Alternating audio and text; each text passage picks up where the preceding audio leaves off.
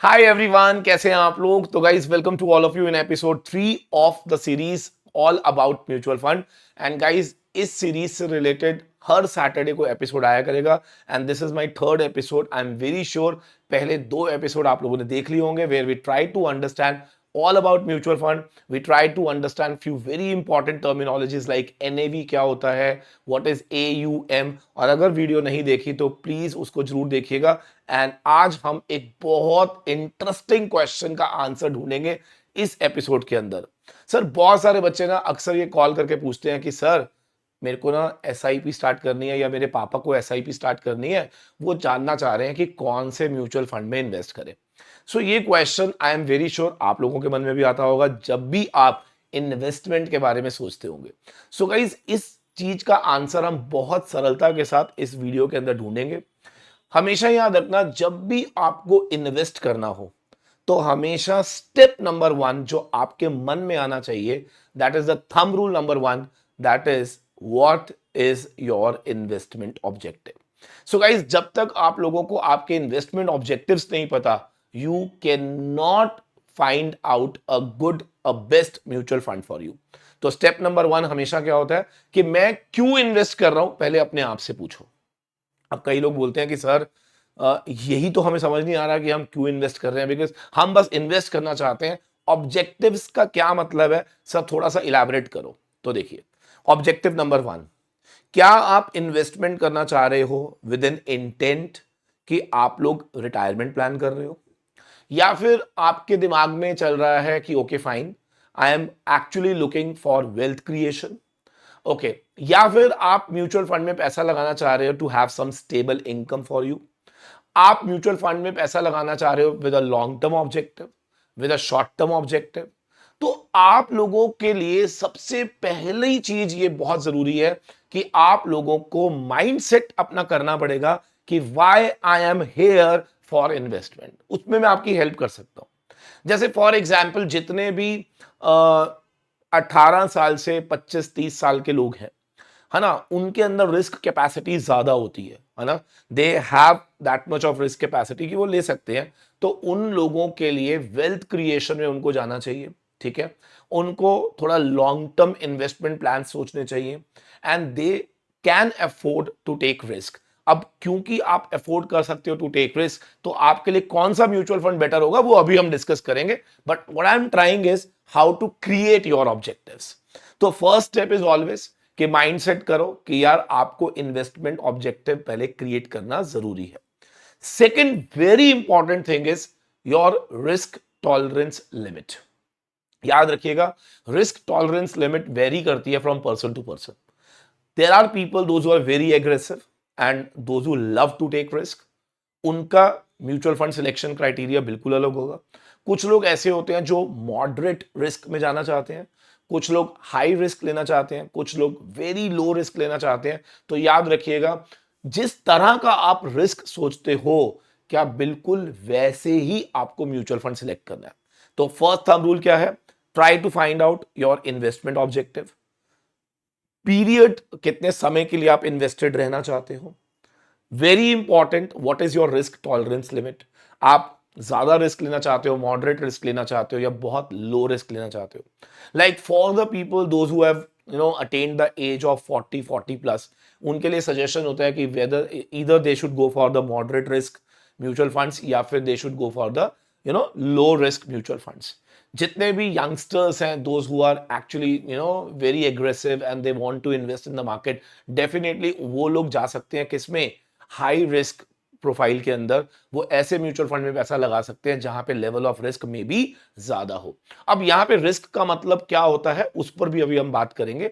यहां पे रिस्क का मतलब होता है, जैसे फॉर एग्जांपल अगर आप इक्विटी सेगमेंट के अंदर पैसा लगा रहे हो और अगर आप लार्ज कैप के अंदर पैसा लगा रहे हो तो वहां पे थोड़ा रिस्क कम हो जाता है। लेकिन जैसे ही आप स्मॉल कैप में पैसा लगाते हो वहां पे पैसा ज्यादा बनेगा, लेकिन यस वहां पे लेवल ऑफ रिस्क भी ज्यादा होता है। ठीक है ना, तो इस तरीके से वो भी अभी हम डिस्कस करेंगे। So step number 1 objective, step number 2 find out your risk tolerance limit.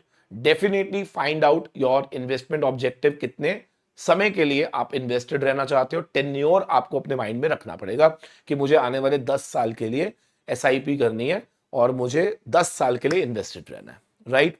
तो ये 3 बातें हो गई हमारी।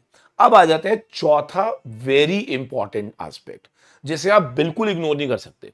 भाई मुझे एक बात बताओ, हम कह रहे हैं कि हम म्यूचुअल फंड के थ्रू इन्वेस्ट करेंगे। आप प्रैक्टिकली समझो इसका मतलब क्या है।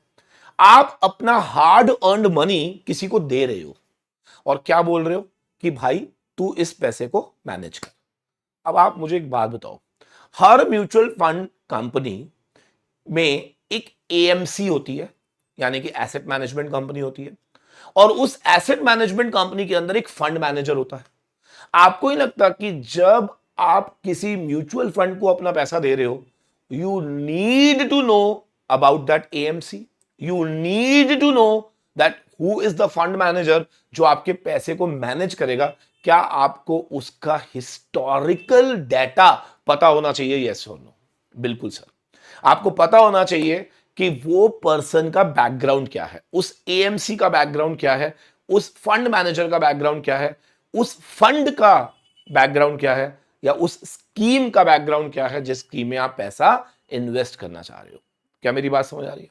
सर क्या ये सारी इंफॉर्मेशन हमें मिल जाती है? सर 110% आपको ये सारी इंफॉर्मेशन मिल जाती है, और वो कैसे मिलेगी वो भी अभी हम चेक करेंगे। क्या सबको क्लियर है? Yes sir. सर समझ आ गया सर। अगर मुझे आज म्यूचुअल फंड में इन्वेस्ट करना है तो सर स्टेप नंबर 1 में ना मैं डेफिनेटली पहले सोचूंगा कि यार why I want to invest. I will try to create something for me कि मेरे इन्वेस्टमेंट ऑब्जेक्टिव्स क्या है, मेरा पीरियड ऑफ इन्वेस्टमेंट क्या है। Then definitely I will try to invest कि मेरा रिस्क टॉलरेंस क्या है। Accordingly I have to select a mutual fund.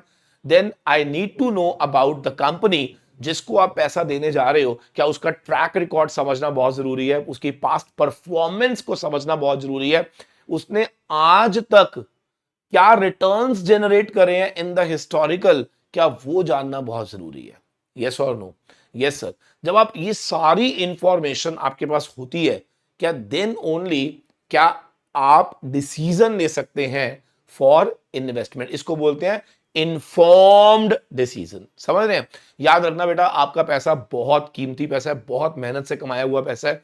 सिर्फ किसी से कह देखो, अगर आप डिपेंडेंट हो जाओगे, सोचो अगर आप A बंदे पे B बंदे पे डिपेंडेंट हो जाओगे, आपको किसी ने बोला अरे भाई ये म्यूचुअल फंड बहुत बढ़िया है, इसमें पैसा लगा दे, यार ऐसे थोड़ी ना होता है यार। फिर पढ़ाई किस काम की है? अगर लोगों की रिकमेंडेशंस पे ही काम करना है, then why we studied so much. तो मुझे ऐसा लगता है कि यार आप लोगों को सेल्फ डिपेंडेंट बनना बहुत जरूरी है। वो अलग बात है, आप प्रोफेशनल एडवाइजेस ले सकते हो। फॉर एग्जाम्पल आपको मालूम है कि यार ये आदमी इस फील्ड के अंदर प्रोफेशनल है, तो मैं क्या करता हूं, मैं प्रोफेशनल एडवाइस ले सकता हूं। बिकॉज हो सकता है कि कुछ चीजें अभी आप भी लैक कर रहे हो, वो एक अलग पैरामीटर होता है। लेकिन किसी के कहने पे ब्लाइंडली इन्वेस्ट करना, सर ये तो अनपढ़ता होती है, ये बिल्कुल नहीं करना। ठीक है ना? और ना ही ऐसे किसी से पूछते रहा करो भाई बताओ ना यार कौन सा म्यूचुअल फंड बेटर है। ऐसा नहीं होता। आपको म्यूचुअल फंड खुद से सिलेक्ट करना आना चाहिए। एंड ट्रस्ट मी, ये पूरी सीरीज के अंदर हम लोग इतनी सारी चीजें सीखेंगे ना इस टर्म्स के बारे में, कि आप लोग उस पोजीशन पे आ जाओगे जैसे ही मेरे सारे एपिसोड खत्म होंगे, कि आप म्यूचुअल फंड के बारे में बहुत कुछ जान लोगे। That is for sure. Clear है? चलिए तो आइए समझते हैं जरा how to choose the right mutual fund. मैंने कहा पहला you should have investment goals. Secondly आपको आपका रिस्क टॉलरेंस पता होना चाहिए। आपको फंड एनालिसिस करना आना चाहिए। आपको फंड एनालिसिस करना आना चाहिए। क्लियर है? अब अगर आपको किसी भी कंपनी में अगर आपको ये फाइंड आउट करना है कि यार इसका पास्ट परफॉर्मेंस कैसा था, इसने अभी तक कैसा परफॉर्म करा, तो बेटा उसके लिए ना आपके पास जहां पर भी आपने डीमैट अकाउंट खुलवाया हुआ है, फॉर एग्जांपल आपने ग्रो में खुलवाया हुआ है, जीरोधा में खुलवाया हुआ है, इन सब का एक डेडिकेटेड प्लेटफॉर्म है जो कि आपको सारी इंफॉर्मेशन देता है ऑल अबाउट म्यूचुअल फंड। तो आप किसी भी म्यूचुअल फंड को जब आप सिलेक्ट करोगे ना, तो वो आपको उस म्यूचुअल फंड की पूरी एक विंडो ओपन हो जाएगी, और उस विंडो के अंदर वो आपको बताएगा कि इसका CAGR क्या है from the last 3 to 4 years, इस कंपनी का AUM साइज क्या है, इस कंपनी का यूनिट प्राइस क्या है। तो ये सारी इंफॉर्मेशन आपको एक ही जगह पे मिल जाती है। फॉर एग्जांपल अगर आप जीरोधा का डीमैट अकाउंट खोल के बैठे हुए हो, तो जीरोधा की एक क्वाइन ऐप है, आप उसके अंदर जाएंगे तो you will find everything related to your queries, जो भी आप म्यूचुअल फंड के बारे में जानना चाहते हो, उस एएमसी के बारे में जानना चाहते हो, तो आपको वहां पर सारी चीजें समझ आएंगी। अब एक और नई चीज आप लोगों को समझनी चाहिए, वो है NFO, न्यू फंड ऑफर। जैसे नया कोई इक्विटी शेयर आता है तो उसका आईपीओ आता है मार्केट में, ऐसे ही जब कोई नया म्यूचुअल फंड मार्केट में आता है तो उसको बोलते हैं न्यू फंड ऑफर, NFO। याद रखना, अगर आप चाहो तो किसी एग्जिस्टिंग फंड में भी पैसा लगा सकते हो, अगर आप चाहो तो NFO में भी पैसा लगा सकते हो, ठीक है ना। अगर आप चाहो तो NFO में भी पैसा लगा सकते हो, अगर आप चाहो तो किसी एग्जिस्टिंग स्कीम के अंदर भी पैसा लगा सकते हो in the form of SIP। आइए थोड़ा समझने की कोशिश करते हैं कि मैं क्या बात कर रहा हूं।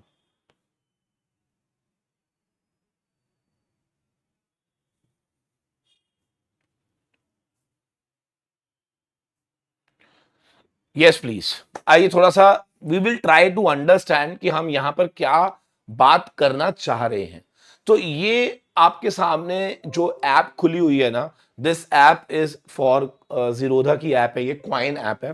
तो अगर आप देखोगे ना तो सबसे पहले अगर मैं आपको बोलूं कि कितने तरह के म्यूचुअल फंड्स होते हैं, यानी कि टाइप्स ऑफ म्यूचुअल फंड्स, देखिए हर म्यूचुअल फंड्स में स्कीम्स बहुत सारी होती हैं, लेकिन जब मैं बोलता हूं टाइप्स ऑफ म्यूचुअल फंड्स तो आप देखोगे एक होता है इक्विटी, एक होता है डेट फंड, एक होता है हाइब्रिड, एक होता है सॉल्यूशन ओरिएंटेड, और कुछ अदर्स होते हैं। अदर्स का मतलब होता है जैसे इंडेक्स फंड्स होते हैं, FOF होते हैं, फंड ऑफ फंड्स होते हैं।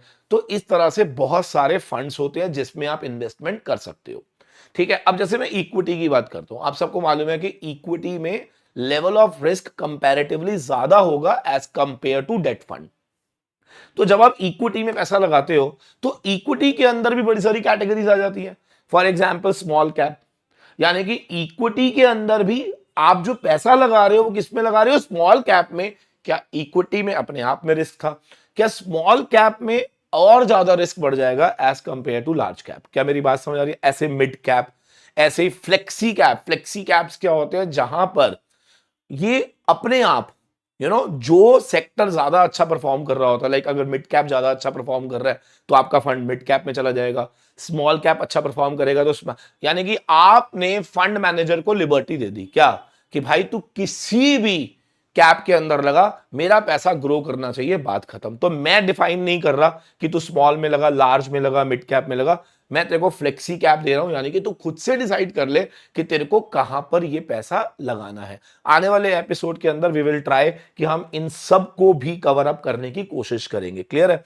ऐसे डिविडेंड यील्ड फंड्स होते हैं, यानी कि कई लोग ऐसा करते हैं कि यार ओके फाइन, मेरे को ना एक रेगुलर इनकम चाहिए, तो मुझे ऐसे इक्विटी में पैसा लगाना है। जैसे आप सबको मालूम है कि जितने भी PSU स्टॉक्स होते हैं उनके अंदर डिविडेंड यील्ड बहुत अच्छा होता है। तो ये जो डिविडेंड यील्ड वाले स्टॉक्स होते हैं, यानी कि जिन कंपनीज का डिविडेंड यील्ड बहुत अच्छा है, क्या आपका पैसा बाय डिफॉल्ट वहां पर इन्वेस्ट हो जाता है। क्या मेरी बात समझ आई। यस। अब कई लोग कहते हैं कि नहीं सर, हमें ना थोड़ा सा रिस्क कम करना है, तो they used to try to go to debt fund, वो डेट फंड में चले जाते हैं। अब डेट फंड के अंदर भी short duration, long duration, low duration, medium duration, banking and PSU, overnight, liquid, ultra short duration, dynamic bonds, so अलग अलग तरह की स्कीम्स है जिनमें आप पैसा लगा सकते हो।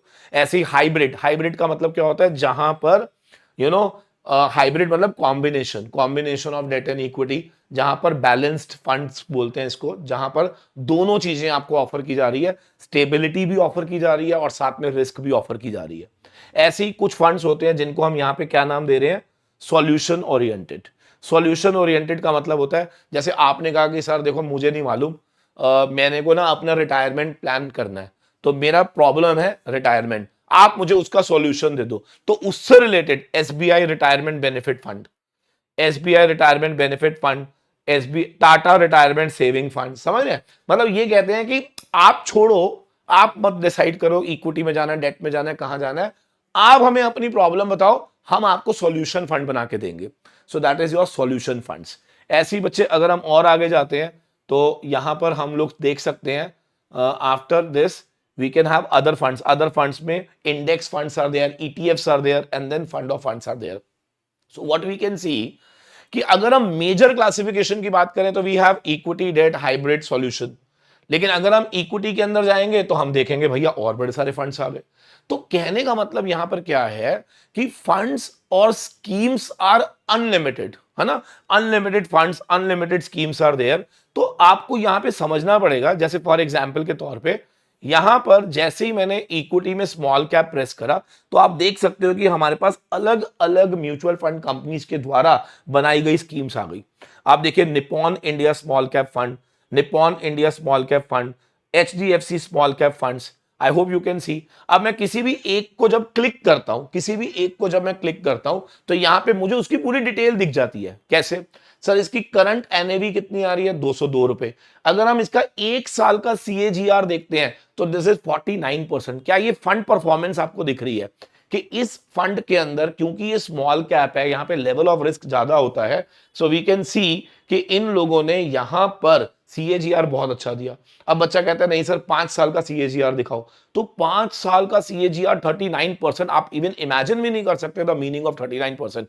It is so huge return, you can't even imagine. क्या मेरी बात समझ आ रही है? Yes. So this is how a fund is being selected. तो आपको फंड सिलेक्ट करते समय अगर आपका इन्वेस्टमेंट ऑब्जेक्टिव क्लियर है कि भाई मुझे लॉन्ग टर्म में जाना है, मेरा risk, I am good to take risk, तो I will definitely go for small cap.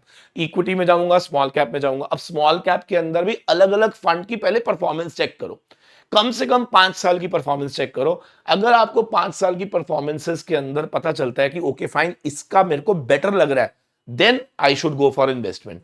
ऐसे यहां पे देखेंगे मिनिमम इन्वेस्टमेंट कितनी है, इसका एयूएम क्या है, एग्जिट लोड 1% है। एग्जिट लोड्स क्या होता है, आने वाले वीडियोस के अंदर हम इसको डेफिनेटली डिस्कस करेंगे। अब यहां पर देखो क्या लिखा हुआ है, रिस्क कितना है, वेरी हाई रिस्क। क्या है? Very high. मैंने पहले ही बोला व्हेन आई से स्मॉल कैप, क्या वहां पे लेवल ऑफ रिस्क जो है वो एकदम से हाई हो जाता है। तो ये सबके लिए प्रेफरेबल नहीं है। ये इस फंड में वही लोग पैसा लगाएं जिनको लगता है कि हमें इसमें रिस्क लेना है, मेरा रिस्क एप्टाइट ज्यादा है, डेफिनेटली मैं इसके अंदर रिस्क ले सकता हूं। आई एम श्योर आप लोगों को समझ आया कि जब भी हम एक फंड सिलेक्ट करते हैं, कोई भी फंड सिलेक्ट करना हो तो कैसे सिलेक्ट करना है। Sir step number 1, you should be clear with your come on investment goals क्या है। You should be knowing the tenure, long term short term. आपको पता होना चाहिए कि आप लोगों ने जब भी इन्वेस्ट करना है आपका रिस्क टॉलरेंस क्या है। और मैंने पहले ही बोला risk tolerance person to person vary कर सकता है, मीडियम, हाई, लो, इस तरह से। क्या सबको क्लियर हो गया या नहीं? ब्यूटीफुल। तो ये जो हम लोगों ने बेसिकली पढ़ा, अब इसके अंदर और भी डिटेल्स है। अब देखो डिटेल्स क्या है, इस फंड ने पैसा कैसे एलोकेट करा हुआ है वो भी बताया गया, यानी कि कौन सा पैसा किस किस जगह पे एलोकेशन हुआ। यू कैन सी ये सारा बताया गया कि किस किस कितना कितना परसेंटेज इनका पैसा कहां। अच्छा, इसका क्या बेनिफिट है सर? ये जान के हम क्या करेंगे सर? मैं अब आपको बताता हूं what is the need of knowing this, कि आपने कौन से सेक्टर में कितना पैसा लगाया, ये आपके लिए क्यों जरूरी है। ध्यान से सुनना। अब थोड़ा सा दिमाग लगाते हैं। क्या हम जब म्यूचुअल फंड दिमाग में लेकर आते हैं तो हमारे दिमाग में क्या होता है? डाइवर्सिफिकेशन। अब आप सबको मालूम है डाइवर्सिफिकेशन कब मिलता है हमें? जब आपको मालूम हो कि हमारा पैसा डिफरेंट सेक्टर्स में लगा होना चाहिए, ना कि किसी एक सेक्टर में कॉन्सेंट्रेटेड पैसा लगा हो, राइट? तो आपको क्या करना है? डेफिनेटली देखना है कि जो म्यूचुअल फंड मैं चूज करने जा रहा हूं, क्या उस म्यूचुअल फंड का एलोकेशन क्या प्रॉपर है या नहीं। आप देख सकते हो कि इन सभी कंपनीज के अंदर क्या इन्होंने अपना पैसा लगा रखा है। फिर उसके बाद कौन कौन सी कंपनीज हैं, किस तरह से पैसा लगा हुआ है, ये सब आपके सामने दिखेगा। क्या सबको क्लियर है या नहीं? अभी भी अगर आप लोगों को ना समझ आए तो बेटा जी ये स्कीम का डॉक्यूमेंट है। अच्छा, स्कीम डॉक्यूमेंट कब आता है? जब इसका एनएफओ आया होगा। अभी तो आप चलती हुई स्कीम में घुस रहे हो, तो जब इसका एनएफओ आया होगा क्या उस समय स्कीम डॉक्यूमेंट्स आए होंगे? यस। तो आप इसकी स्कीम डॉक्यूमेंट में भी जाकर क्या और डिटेल और जानकारी भी ले सकते हो। तो आप देख सकते हो ये सारे के सारे इसके आपको दिख रहे होंगे कि what are their scheme documents, जो आपको देख रहे होंगे। क्लियर है या नहीं? और सुनो ध्यान से, एक वेरी इंटरेस्टिंग चीज जो आपको पता होनी चाहिए, सुन लो ध्यान से। क्या अब क्या होता है कि हर म्यूचुअल फंड को हर महीने अपनी स्कीम की रिपोर्टिंग करनी होती है। तो इसका मतलब जब आप स्कीम डॉक्यूमेंट में जाएंगे तो यू विल फाइंड आउट कि इन्होंने हर महीने का आपको रिपोर्टिंग करी है। कि हमारा अगस्त के महीने का क्या था, हमारा सितंबर के महीने का क्या था, जुलाई के महीने का क्या था।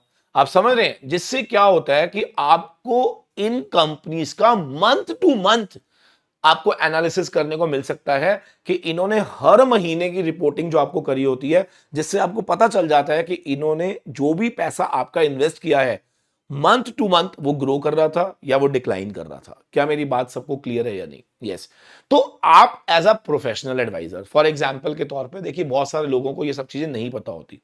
अब मैं आपसे सवाल पूछता हूं, मान लो आपके पापा ने या आपके किसी रिलेटिव ने आपसे पूछा कि बताओ निपॉन फंड कैसा है। आई एम वेरी श्योर कि निपॉन फंड कैसा है, क्या उसके लिए आप ये सारी चीजों को एनालाइज करके क्या उनको एक अच्छा डिसीजन दे सकते हो? यस और नो? अब आ जाता है वेरी इंटरेस्टिंग फैक्ट। अब क्या होता है, जैसे मैंने बोला कि भैया ये आपको CAGR 39 to 40% दे रहा था, लेकिन मेरे दोस्तों क्या और भी ऐसे बड़े सारे म्यूचुअल फंड्स होंगे जिन्होंने स्मॉल कैप में पैसा लगा? तो क्या हम उनके साथ इनको कंपेयर भी कर सकते हैं कि इन्होंने क्या रिटर्न कमाया, कितने प्रतिशत रिस्क लेकर कमाया, जिससे हमें पता चल सके कि क्या जेन्युइनली जो ये CAGR ऑफर कर रहा है क्या वो वाक्य में ही बेटर है भी या नहीं? I hope this video will help you out to think about कि कैसे एक म्यूचुअल फंड को सिलेक्ट किया जा सकता है। Thank you very much for today. मिलते हैं आपसे अगले एपिसोड में next Saturday with episode number 4, और जहां पर हम और माइन्यूटली इन फंड्स के बारे में समझेंगे। Thank you very much, God bless you all, stay tuned. और हाँ, please share this video with all your friends और कमेंट करके जरूर बताइएगा कि आपको ये वीडियो कैसी लगी। Good bye.